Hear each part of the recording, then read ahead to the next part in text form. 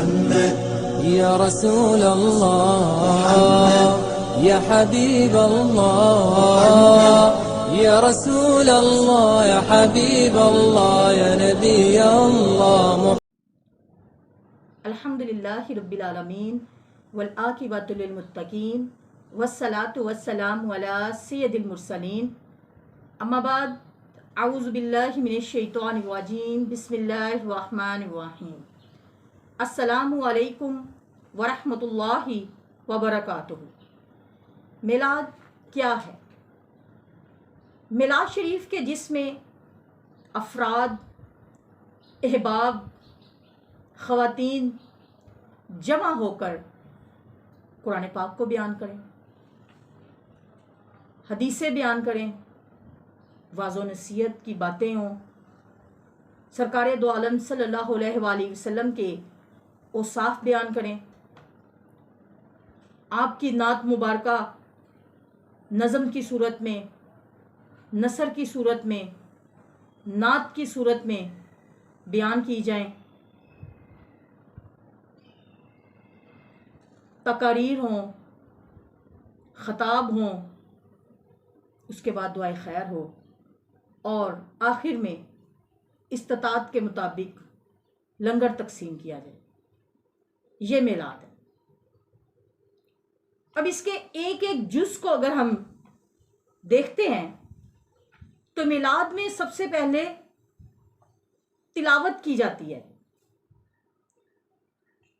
قرآن پاک کو پڑھا جاتا ہے. قرآن پاک کی تلاوت کرنے کی بہت زیادہ فضیلت ہے. خود قرآن میں اس کی فضیلت ہے. احادیث میں ہے کہ جو کوئی قرآن کا ایک حرف پڑھتا ہے اس کو 10 نیکیاں ملتی ہیں. اور بہت زیادہ اس کی قرآن کی فضیلت سے کوئی بھی منکر نہیں، انکار نہیں کرتا. دوسرے نمبر پر نعت مبارکہ پڑھی جاتی ہے. اب نعت مبارکہ میں کیا بیان ہوتا ہے؟ سرکار دو عالم صلی اللہ علیہ وآلہ وسلم کے اوصاف یہ نعت کی صورت میں بیان کیے جاتے ہیں. تو کیا اوصاف قرآن میں بیان نہیں ہوئے؟ بالکل ہوئے ہیں.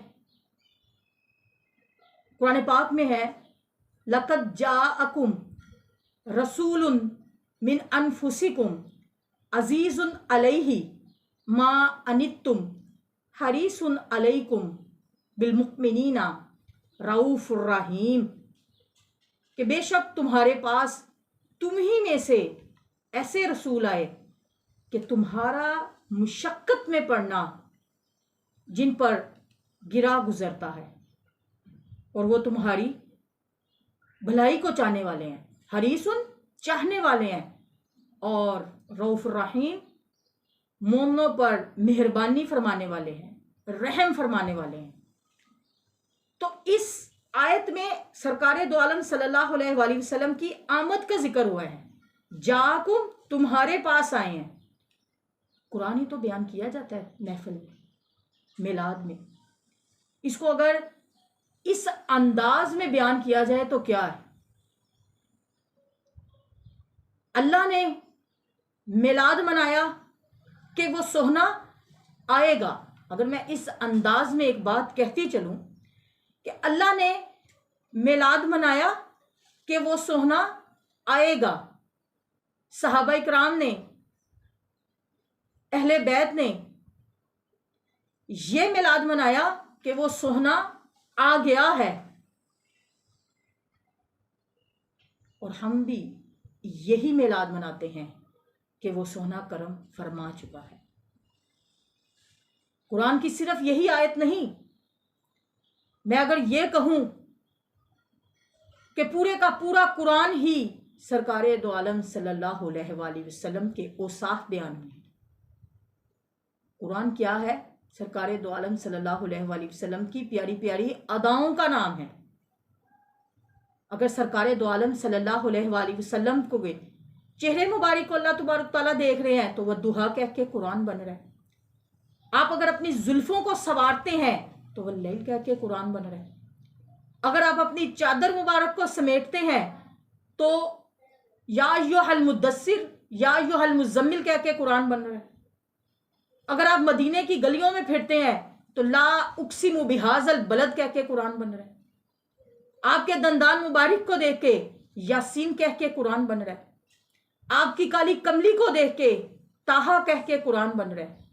غرض یہ کہ پورے کا پورا قرآن کسی نہ کسی صورت میں سرکار کی نعت بیان کر رہا ہے. اور یہی میلاد میں ہوتا ہے کہ الفاظوں میں، نظم میں، نثر میں، نعت میں آقا دو عالم صلی اللہ علیہ وآلہ وسلم کی تعریف کی جاتی ہے. اور اس کے بعد کیا ہوتا ہے؟ دعائے خیر.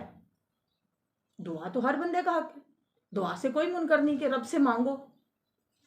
جو ہم نے پڑھا ہے دعائے خیر کی، اس کے بعد استطاعت کے مطابق نیاز لنگر تقسیم کیا جاتا ہے.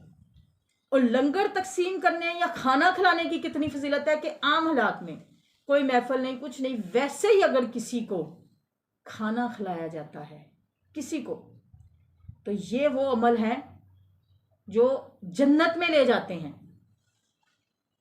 اور یہ جنت کو واجب کر دینے والا عمل ہے.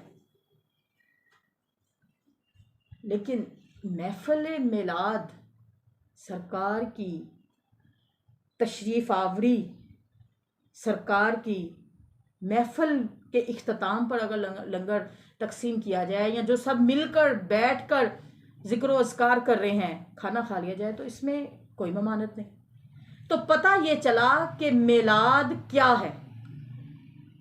تلاوت، نعت، تقاریر، واعظ و نصیحت، دعائے خیر اور لنگر، یہ میلاد ہے. اور تلاوت جس کا کہ جو احکامات تلاوت کی فضیلت کے قرآن میں آئے ہیں کہ تلاوت قرآن کرنے والے پر اللہ کا خصوصی فضل ہوتا ہے. تو پتہ یہ چلا کہ میلاد میں ذکر و اذکار کیا جاتا ہے، حمد، نعت اور اس کے بعد تقاریر، جس میں اللہ کی وحدانیت کو بھی بیان کیا جا رہا ہے، سرکار دو عالم صلی اللہ علیہ وآلہ وسلم کے ذکر کو بھی، ورفعنا اللہ کا ذکر، اس کو بلند کیا جاتا ہے. اللہ تبارک تعالی ہم سب کو سرکار دو عالم صلی اللہ علیہ وآلہ وسلم کی تعلیمات، اور سب سے پہلے قرآن کی تعلیمات، اوصاف نعت، اوصاف نبی صلی اللہ علیہ وآلہ وسلم کو سیکھنے، سمجھنے اور اس پر عمل پیرا ہونے کی توفیق عطا فرمائے. آمین ثم